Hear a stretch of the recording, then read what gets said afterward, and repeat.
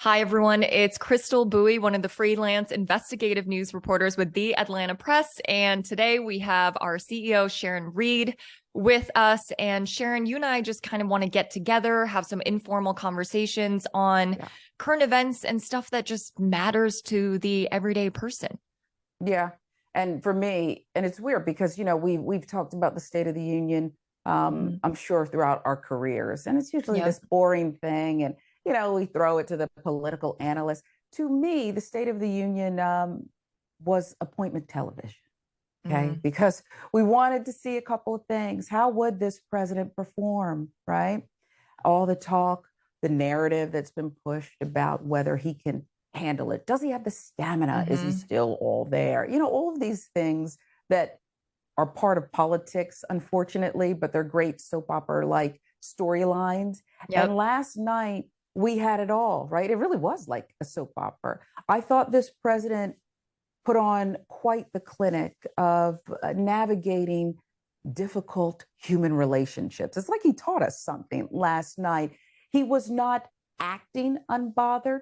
He was unbothered by the heckling. He teed it up, set it up brilliantly. I don't know how much was rehearsed inside the administration, but this looked authentic, like Joe Biden. We've all been in these uncomfortable relationships where you feel like the person playing opposite you is all about no, no, no, and obstruction. And this president taught us that you can still find or even force. It really felt like he forced common ground last night. And I thought it was brilliant. And he scored last night, whether he'll score as he goes across the country and tries to sell, in real time, that State of the Union address.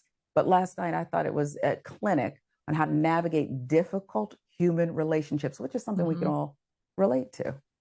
But isn't it so exhausting though? Like sometimes if I want to watch the State of the Union, I just want the facts. Give me the update. Tell me what exactly the State of the Union is. I don't want to deal with people standing up, sitting down, clapping, not clapping, ripping up papers. I mean, how do you feel watching something like that? That's supposed to kind of be informative, and now it's almost like its own show, right? I mean, that's how it's coming across.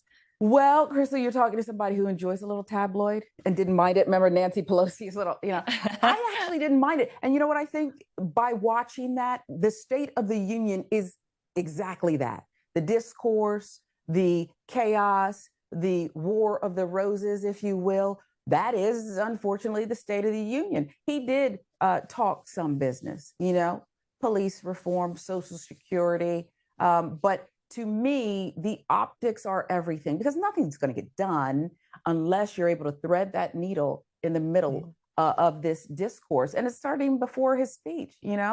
I thought Mitt Romney, for me, was brilliant and scored. And I'm going to call him courageous, and not in like a war and deserves a medal courageous, but nonetheless courageous. Because how many times have you been in a room where someone does or says something uncomfortable and you keep quiet about it? Because it's human nature. You want to bring down the vibe of the room. Do you want to make the focus you know what was said or done is wrong and it needs to be checked, but you don't in that moment have perhaps the courage, the energy sometimes to speak up. And when he walked into the chamber and there you had George Santos, like a groupie outside the locker room, shaking hands, not really taking life seriously. He's laughing at all of us. And you had Mitt Romney in that moment, very uncomfortable, because we know him to be a dignified man who does not like to trash people, but can hold his own. And for him to say, look, you shouldn't be here. It's like, where's the shame? Shame is not a dirty word. It's a good thing. It's here for a reason. Have you no shame? And is this who we are? It took that man in that moment, not knowing how someone he called a sick puppy, by the way, would react. Could have gotten grander, bigger, louder, but he did it anyway. And I thought that was a win too.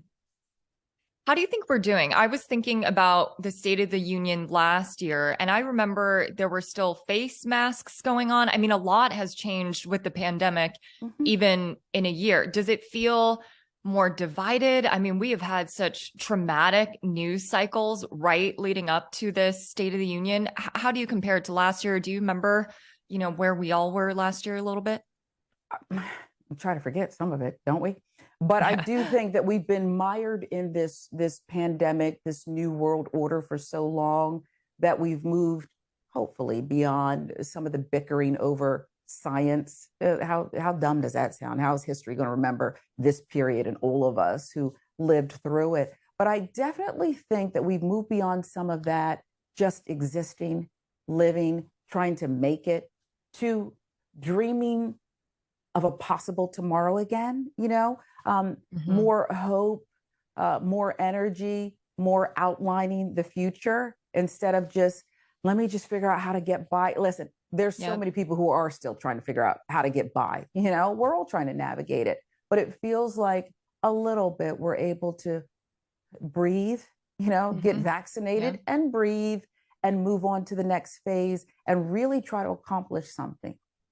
Absolutely.